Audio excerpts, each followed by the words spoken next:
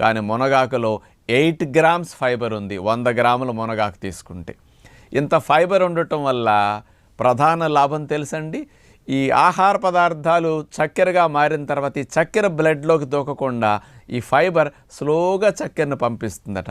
అందుకని షుగర్తో బాధపడే వారికి రక్తంలో చక్కెర స్థాయిలు పెరగకుండా ఈ ఫైబర్ ఉపయోగపడుతుంది.